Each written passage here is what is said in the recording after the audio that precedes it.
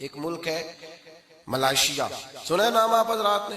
جس نے سنا وہ بس بتائیے گا، دوسرا نہ بتائیے، نام تو سنا ہے نا آپ حضرات؟ ملائیشیا میں کوئی جماعت نہیں گئی کلمہ پڑھانے کے لیے، فوجی نہیں گئے، سارا ملک مسلمان ہو گیا۔ کیسے مسلمان ہوا؟ دو صحابی تھے، ان کا کام نہیں چلتا تھا، ان کی دکان تھی طائف میں، کاروبار نہیں چلتا تھا، دونوں نے ارادہ کیا، کہنے لگے یہاں کام نہیں چلتا، جگہ بدل نہ لیں؟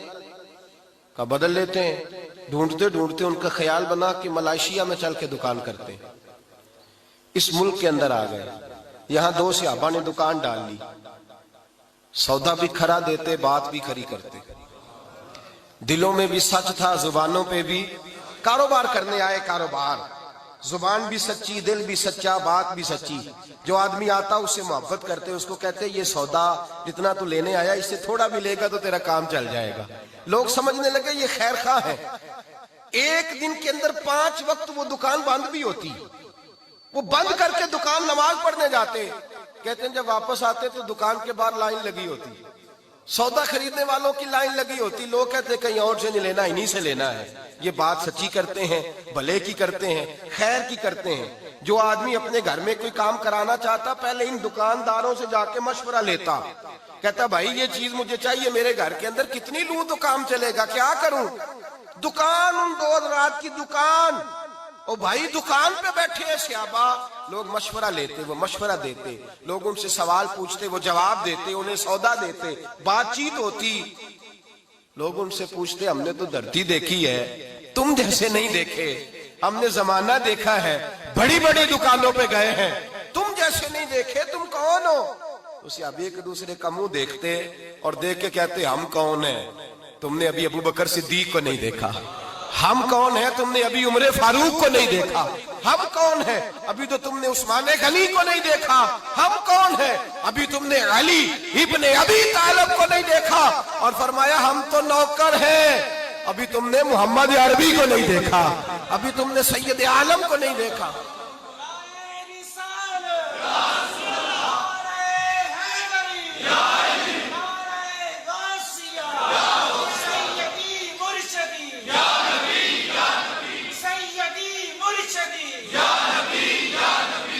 کہتے ابھی تم نے دیکھا ہی کہاں ہے، ابھی تم نے ہمارے محبوب کو دیکھا نہیں۔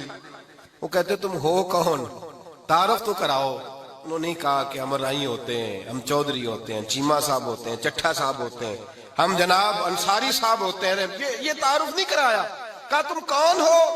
کہنے لگے ہمارا تعارف یہ ہے کہ ہم محمدی ہوتے ہیں، ہمارا تعارف یہ ہے کہ مسلم ہوتے ہیں، ہم مومن ہوتے ہیں، ہم حضور کا کلمہ پڑھنے والے ہوتے ہیں۔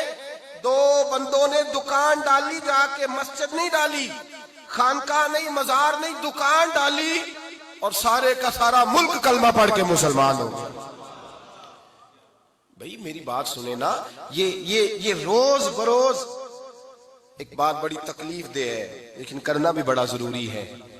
بیداری امت کانفرنس میں آنے والے میرے بھائیوں، ایک بات بڑی ضروری ہے، مسلمان کو جب بھی نقصان پہنچا ہے پہلے اندر سے غدار بکے ہیں، لوگوں نے ایمان بیچا ہے، لوگوں نے ایمان بیچا ہے، کسی نے 2 کروڑ کا، کسی نے 10 کروڑ کا، کسی نے 20 کروڑ کا، کسی نے 2 ارب کا ایمان بیچا۔ ایمان حضرت عبداللہ بن حذافہ کو روم کے بادشاہ نے جب پکڑا تو کہنے لگا بول تیری قیمت کیا ہے، کیا لے گا؟ آپ فرمانے لگے میں جب صبح اٹھتا ہوں تو دعا کرتا ہوں اے اللہ جب میں مروں تو میرا خاتمہ ایمان پہ کرنا، میرا خاتمہ ایمان پہ کرنا۔ فرمایا جو دولت میرے پاس ہے وہ تیرے پاس کہاں سے آ گئی؟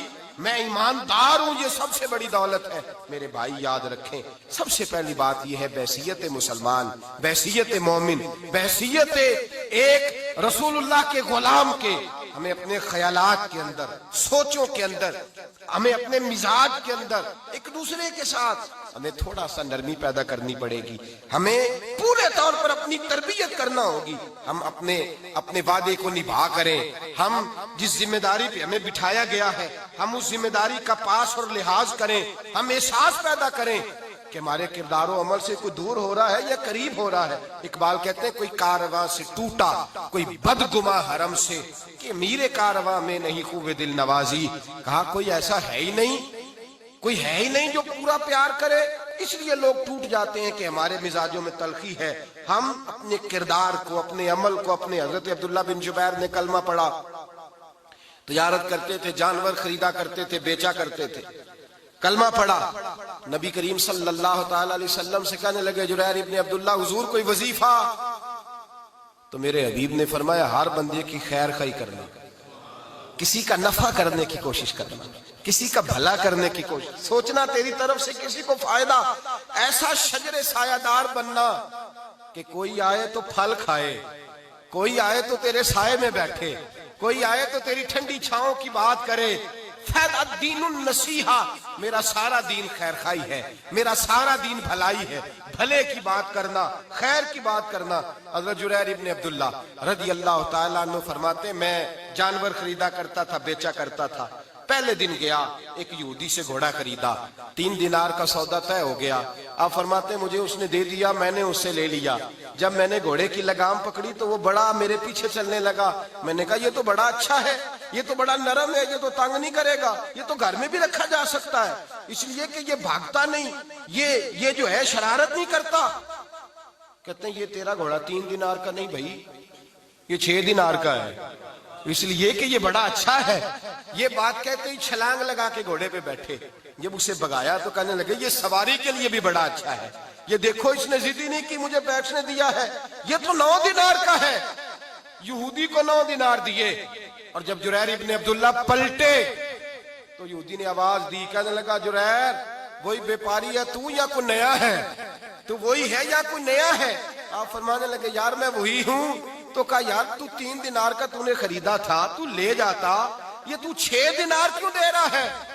حضرت جریر ابن عبداللہ رو پڑے، فرمانے لگے پہلے میں صرف بیوپاری تھا، اب میں ساتھ محمدی بھی ہو گیا ہوں، اب میں ساتھ رسول اللہ کا غلام بھی ہو گیا ہوں، اب میں غلام مصطفیٰ بھی ہو گیا ہوں. اور کریم نے میرے ساتھ وعدہ کیا ہے، وعدہ لیا ہے مجھ سے کہ میں خیر خواہی کروں گا، بھلا کروں گا. میں نے 9 دینار کا خریدا ہے، بازار جاؤں گا تو 12 کا بیچوں گا، 3 دینار کا مجھے پھر نفع ملے گا، میں تجھے دھوکہ کیوں دوں؟ یہ کہہ کے جیسے ہی سواری کا رخ پھیرا وہ یہودی چھلانگ لگا کے پیچھے بیٹھ گیا. کہنے لگا بازار بعد میں جانا، پہلے مجھے بھی ذرا رسول اللہ کا دیدار کرا دے، مجھے بھی وہاں لے جا.